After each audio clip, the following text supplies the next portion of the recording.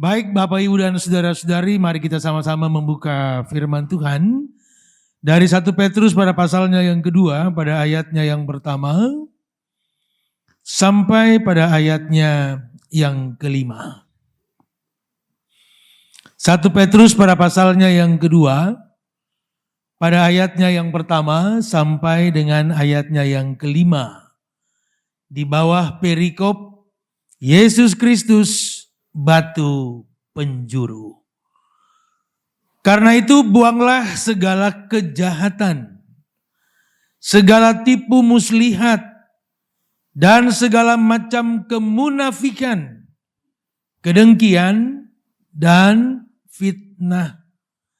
Sama seperti bayi yang baru lahir, hendaklah kamu selalu menginginkan air susu yang murni dan rohani, supaya olehnya kamu bertumbuh dan beroleh keselamatan. Jika kamu benar-benar telah mengecap kebaikan Tuhan, datanglah kepada Dia, batu yang hidup itu, yang memang dibuang oleh manusia, tetapi dipilih dan dihormati di hadirat Allah. Biarlah kamu juga dipergunakan sebagai batu penjuru hidup untuk pembangunan suatu rumah rohani, menjadi imamat kudus untuk mempersembahkan persembahan rohani yang karena Yesus Kristus berkenan kepada Allah. Amin. Baik Bapak Ibu dan Saudara-saudara, setiap kita yang hadir dalam ibadah di siang jelang sore hari ini, sekali lagi, Shalom. Ketika kita ada dalam masa-masa menjadi orang tua muda, ya, kita punya anak-anak yang masih bertumbuh antara usia 2, 3, 5, bahkan mungkin 3 ataupun 5 tahun. Sesekali sebagai orang tua, papa dan mama, kita mengangkat anak-anak ini ataupun anak kita, sesekali kita lemparkan ke atas. Begitu dilempar, tangkap lagi. Lempar, tangkap lagi. Pertanyaan saya, apa yang menjadi reaksi dari anak-anak yang dilemparkan ke atas tersebut? Ketakutan atau minta dilempar lagi? Minta lempar lagi. Kenapa? Mereka menikmati. Begitu dilempar mereka berteriak senang. Begitu kita tangkap mereka tambah senang. Ada unsur apa di dalamnya? Ada unsur percaya. Ada unsur percaya. Dia percaya begitu dilemparkan ke atas, pasti sama papahnya akan ditangkap lagi. Sebesar bapak-bapak, ibu-ibu ini, ada yang mau dilemparkan ke atas? Saya yakin gak ada yang mau. Kenapa? Kita kurang percaya. Orang ini bisa gak tangkap kita? Dalam hal ini, maka firman Allah melalui Petrus ini mengatakan, karena segala sesuatu yang kita percayakan kepada Tuhan, membuat kita dibangun dalam sebuah kehidupan rohani yang baik. Dan di dalamnya sudah menjadi pilihan Tuhan. Sehingga segala sesuatu yang bukan dari Tuhan, otomatis keluar dari hidup Bapak Ibu dan saya. Kenapa? Yang menjadi standar kehidupan Bapak Ibu dan saya, bukan diri sendiri, bukan orang lain, tapi Kristus sebagai batu penjuru. Ya. Ada bagian lain di masa anak-anak yang mungkin kita nggak lupakan sampai hari ini, Pak Gembala. Saya di usia 5 sampai 10 tahun, ada sebuah termin yang paling saya nggak sukai yang diperintahkan oleh orang tua saya, yaitu apa? Tidur. Oh tahu ya? Ya, tidur. Karena tidur siang ini paling dimusuhi. Karena akan menghilangkan banyak kesenangan yang kita dapatkan bersama teman-teman.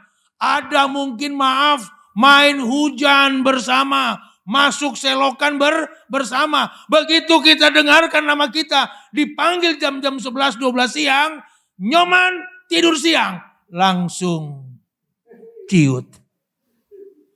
Kenapa harus tidur siang? Padahal kita ingin punya tubuh yang sehat. Kita ingin punya kehidupan yang sehat. Begitu diperintahkan, diminta oleh orang tua kami, orang tua kita tidur siang, semuanya pasti mengalami kedukaan dalam tanda kutip. Ketika semua kita juga diminta berdiam diri di hadapan Tuhan, waktu jeda beristirahat, waktu menaikkan stamina iman, banyak orang yang masih ragu-ragu. Masih banyak orang yang berkekhawatiran. Kenapa ada waktu untuk happy di luar, ada waktu untuk senang-senang dengan sesama. Kok hari ini kita diminta untuk apa? Bersekutu, duduk, diam, bersama. Hari ini duduk diam bersama itu di ayat pertama untuk membuang segala kejahatan. Berapa banyak manusia yang rajin ibadah, rajin ke gereja, rajin memberikan kesaksian, tapi kehidupannya juga masih dilanda oleh kejahatan. Artinya hari ini kita semua diingatkan, Pendeta Nyoman siapapun juga, semua keluarga di Jemaat Mount Hermon Church ini harus betul-betul hidup di dalam kemurnian.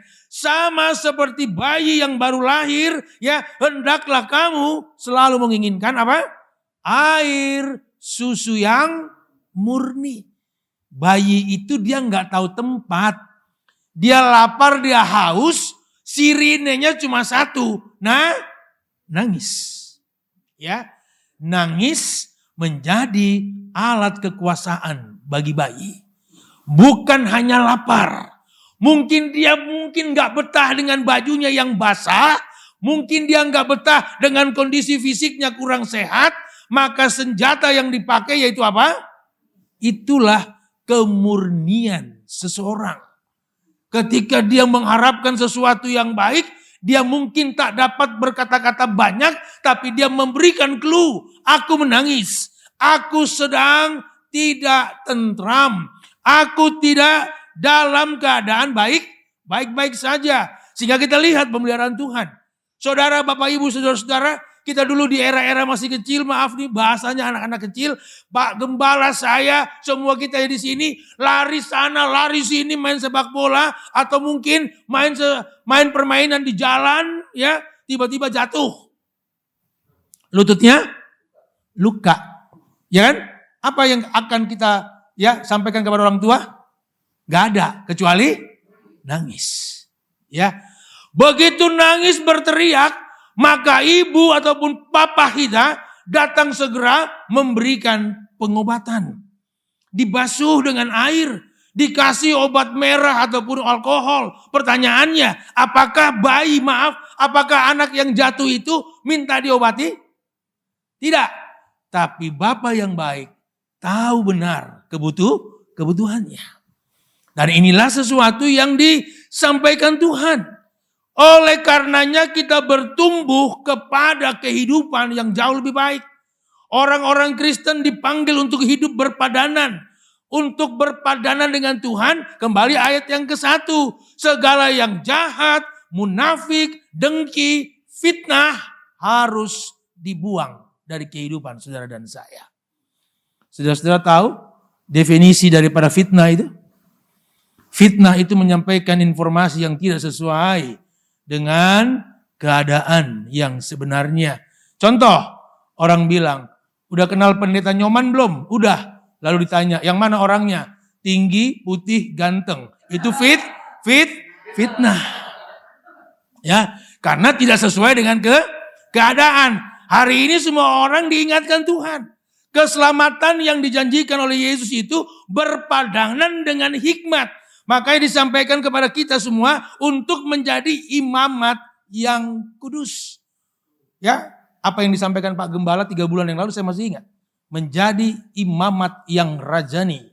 Seorang imam dengan kekuasaan sebagai raja. Ya, sehingga tidak ada anak-anak Tuhan, maaf saudara-saudara, yang cengeng. Gak ada anak-anak Tuhan yang hanya menuntut. Gak ada anak-anak Tuhan yang hidupnya itu pembangunan rumah rohaninya itu bergantung kepada orang lain. Baru diberikan komentar sedikit saja negatif langsung mundur dari gereja. Baru dikasih komentar pendapat semu langsung pergi meninggalkan persekutuan dengan Tuhan. Hari ini semua kita bergerak pada kehidupan iman yang baik dan benar. Oleh karena itu datanglah kepada dia, ayat yang keempat, batu penjuru itu yang memang dibuang oleh manusia tetapi dipilih dan dihormati di hadirat Allah. Kalau kita ingin bangun gedung besar ini minimal ada batu penjurunya. Supaya letak ruang-ruangannya ini simetris, lurus. Ya, kalau ada tukang sekarang itu dia pakai batu itu untuk ngukur. Ya, ini simetris enggak nih? Ini lurus enggak nih? Bengkok apa enggak ini? Ya, hari ini kita semua harus diingatkan. Firman itu meluruskan. Ya, yang hatinya bengkok, yang hatinya penuh kemunafikan. Munafik itu muka nabi, pikiran kotor. Ya, mukanya nabi, tapi pikirannya kok. Nah, namanya ini nabi rong. Ya, ini orang yang nabi rong. Ya, yang hitam bukan kulitnya, tapi yang hitam yaitu apa? Hati nurani yang jahat. Batu penjuru tugasnya apa? Meluruskan. Gak disukai orang.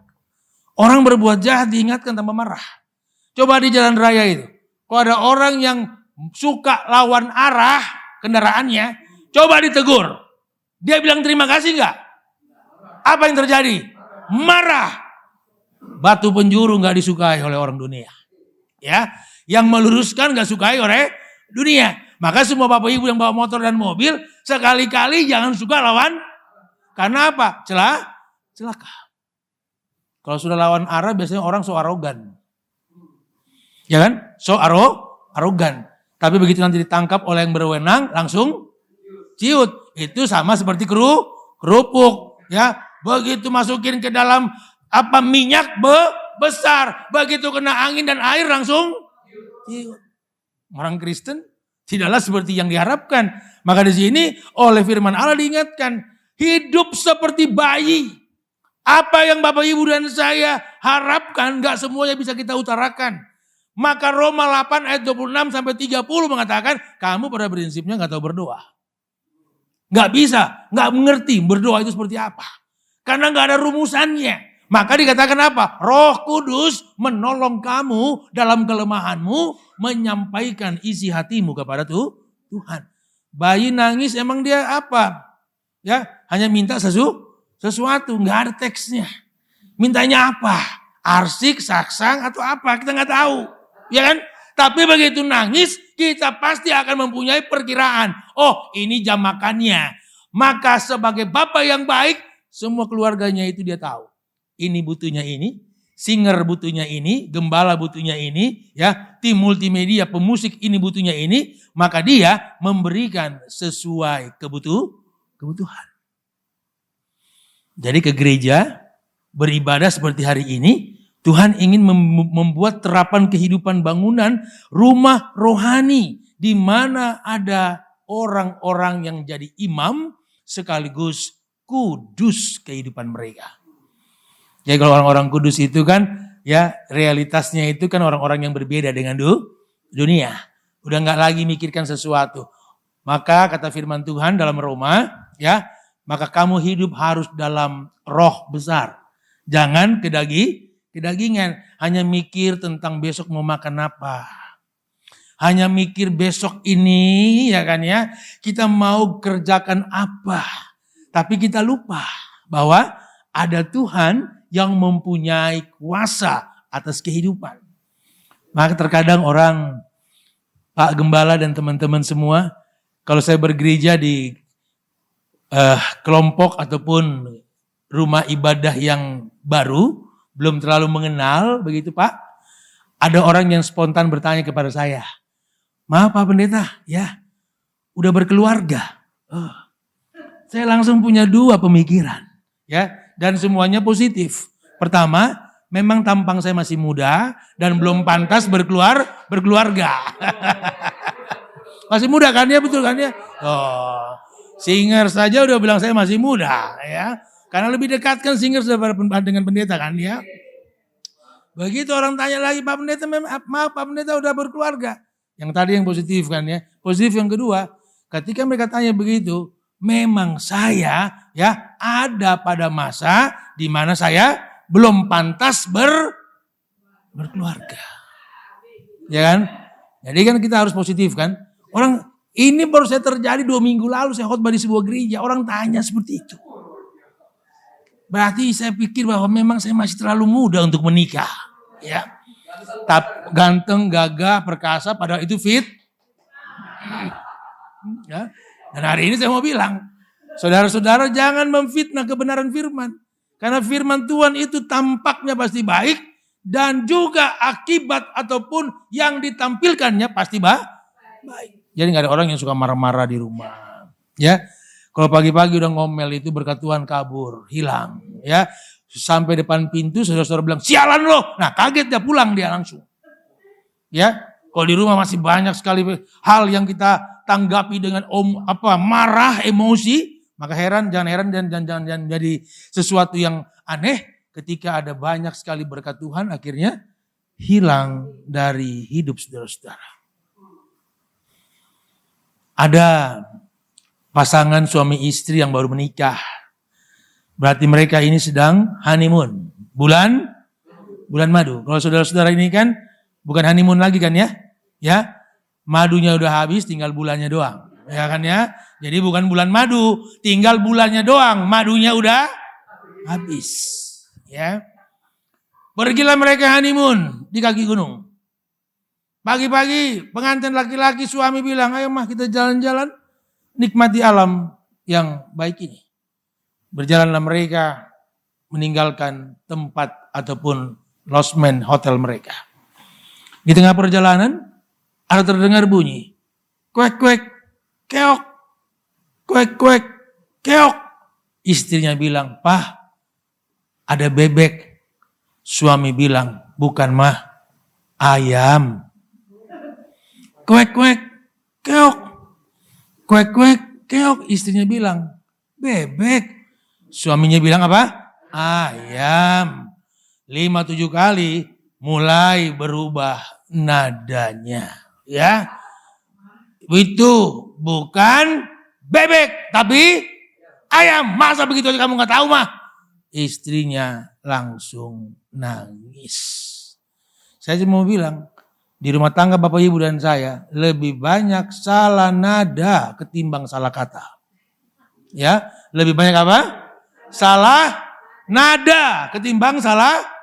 Saya mau tanya, akhirnya suami istri itu bertengkar di masa honeymoonnya. Pertanyaan saya, mau itu ayam atau bebek pengaruh nggak sama bulan madu mereka? Nggak ada. Banyak orang akhirnya apa? Lebih mengakomodir semua fitnah yang ditujukan kepada dirinya. Lebih berpikir hal buruk yang ditujukan kepada gereja kita, kepada persekutuan kita. Akhirnya apa? Kita tidak dapat membangun rumah rohani karena inputnya bukan firman, tapi ucapan-ucapan orang. Dan kita percaya, Gereja Mount Hermon Church sampai hari ini, dalam perkembangan dan pemeliharaan Tuhan. Kita semua harus punya doa. Supaya apa?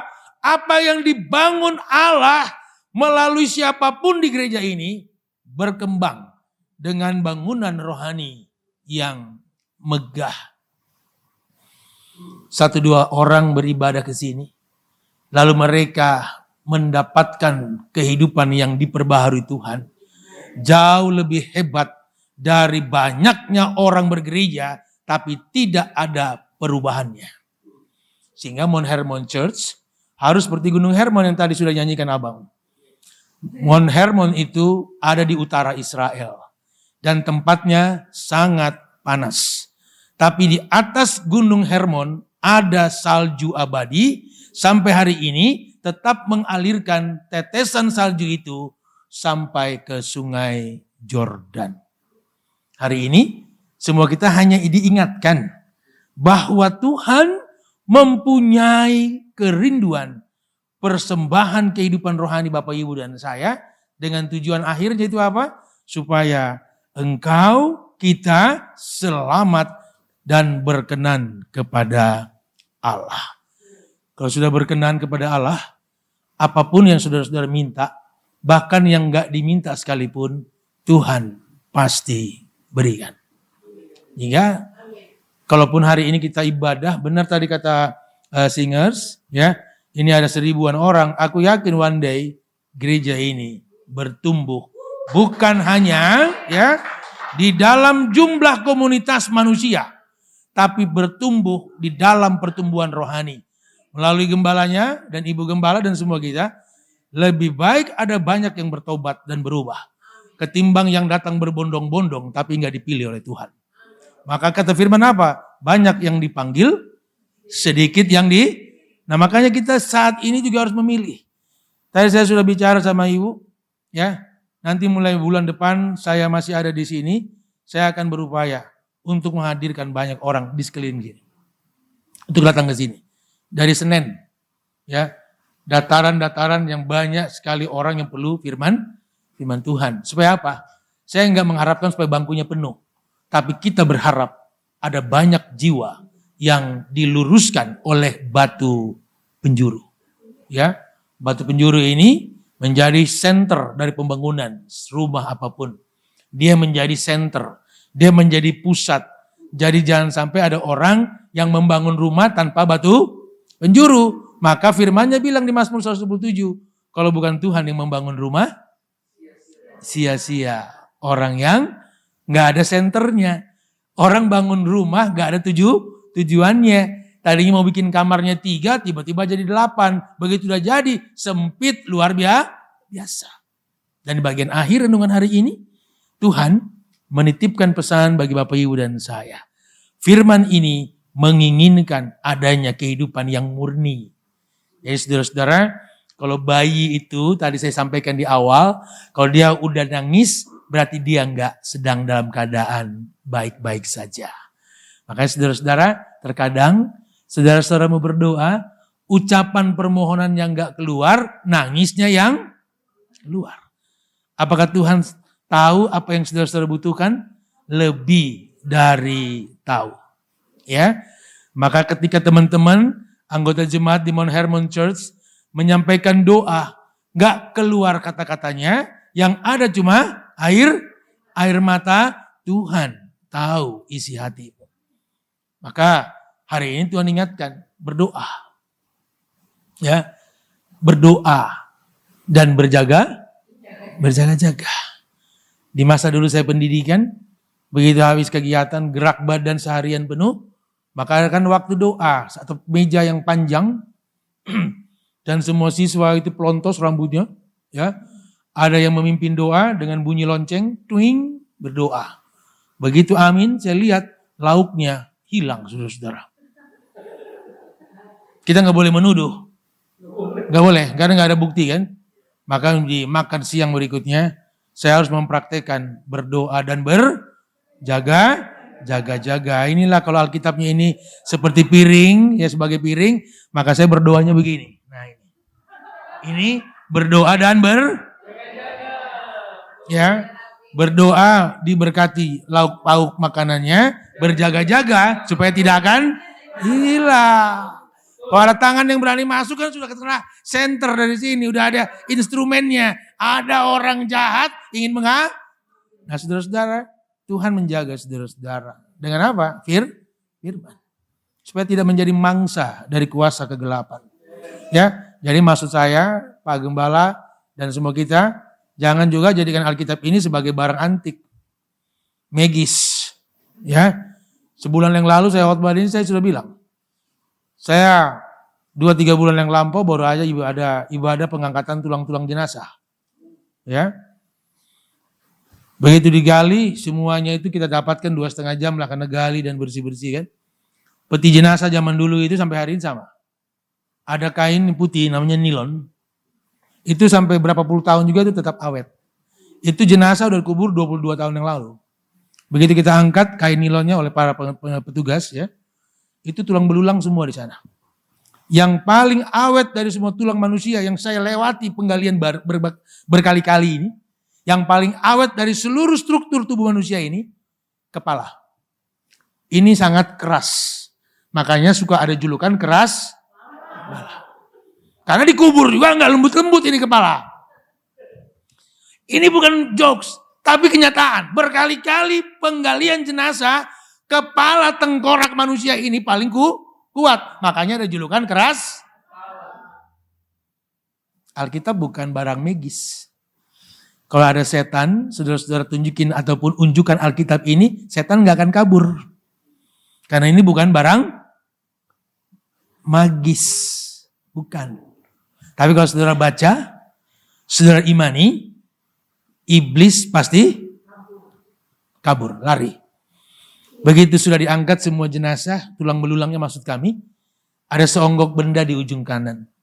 Saya ambil dan bersihkan. Ternyata itu adalah Alkitab. Makanya nanti besok lusa ada yang meninggal dunia siapapun, gak usah bawa Alkitab ke mana. Gak usah. Ya, waktu istri saya setahun yang lalu pas peti jenazahnya mau ditutup, beberapa teman, kolega, kerabat pesan sama saya, Pak Nyoman gak dibawakan Alkitab istrinya, gak usah biar dia pulang seperti yang dia ada saat itu. Karena ternyata benar. Bawa Alkitab pun sampai bawah gak dibaca. Karena Alkitabnya saya lihat itu resletingnya masih tetap terkunci saudara-saudara. Gak ada pembukaannya, gak ada tanda-tanda air-air ini. Yang pindah-pindah tuh gak ada. Jadi kalau saudara-saudara mau baca Alkitab kapan? Waktu sekarang. Ya, kalau mau baca Alkitab sekarang. Gak usah nanti meninggal. Bawa 10 pun tidak jaminan masuk surga. Gak jaminan. Ya, yang bisa menjadi jaminan ketika engkau dan saya, kita semua mengimani firman ini. Ya, karena Alkitab ini benda mati. Ya, yang bisa hidup ketika kita mengimaninya. Jadi mari semua saudara di akhir renungan kecil ini punya kehidupan dengan tujuan yang baik. Pembangunan rumah rohani. Ya, rumah rohani yang hebat. Jadi enggak ada anak-anak Tuhan yang menghabiskan waktu, hidupnya hanya untuk kesenangan-kesenangan duniawi. Kenapa? Itulah yang menjadi perangkap dan itulah yang menyeret engkau dan saya ke dalam perapian yang tidak terpadamkan. Maka di bagian akhir renungan ini, saya mengutip Wahyu 21 ayat yang ke-8, orang-orang penakut, pejina, tukang sihir, percabul, semua akan masuk di dalam perapian yang tidak terpadamkan. Itulah kematian yang makanya saya selalu katakan kepada saudara-saudara, dunia selalu bilang hidup itu cuma 1 kali. Saya bilang salah. Hidup itu berapa kali? 2 kali, bahkan berkali. Besok saudara-saudara tidur bangun, masih hidup kan? Masih apa tuh? Masih? Tapi kalau mati berapa kali? Ya. Mati berapa kali? Secara fisik 1 kali.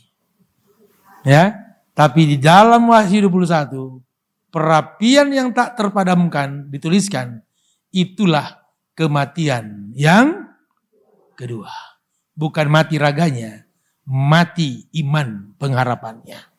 Sehingga jangan sampai saudara-saudara, ya, kita termasuk saya, rajin-rajin ke gereja, jangan sampai nanti masuk dalam perapian. Dan kita bilang sama Tuhan, dalam nama Yesus, tidak ada perapian yang Tuhan berikan atau sediakan bagi mereka yang hidupnya seperti bayi, murni, menginginkan segala yang murni. Maka mulai hari ini, besok dan lusa, mari kita terus mengembangkan kehidupan iman yang baik. Waktu ke gereja, waktu nyanyi seperti singers 3 orang tadi ya. Saya percaya pujian tadi membuat saudara-saudara sehat, segar. Jadi nggak ada yang darahnya itu terantuk-antuk di aorta jantung, nggak ada. Jadi semuanya langsung lurus. Jadi nggak ada yang sendat-sendat kayak bangsa Israel 40 tahun di padang gurun. Saya yakin bangsa Israel itu udah lewat Mesopotamia udah 3 kali mungkin, tapi mereka lupa. Udah lewat di Jordan itu mungkin 7 kali, tapi mereka kenapa? Konsentrasinya kepada apa? Ngomel, marah, masak, musuh, dan sebagainya. Sehingga kadang saudara-saudara dan saya juga sama kan. Kalau jalan hidupnya ngomel melulu, marah-marah melulu, udah lewat di situ berkali-kali belum sampai dan belum sadar. Sudah lewat di sini kemarin kok lewat lagi. Udah jatuh di lubang ini kok kita jatuh lagi. Lupa. Nah, hari Tuhan ingatkan, batu penjuru. Ya. Jadi batu penjuru ini punya fungsi untuk menjadi peletakan batu supaya bangunan-bangunan ini tidak miring, sentral, baik dan baik. Itulah firman Tuhan. Barang siapa yang mendengarkan firman Tuhan, mengimani dan mengaminkan dan melakukannya, dia diselamatkan oleh Yesus. Mari kita berdoa.